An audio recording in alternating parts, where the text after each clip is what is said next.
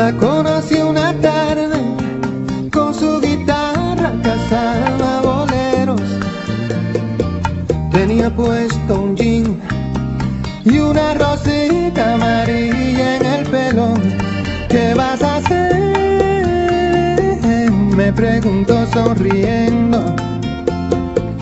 Lo que tú quieras, respondí. Fuimos al mar y mojamos los sueños.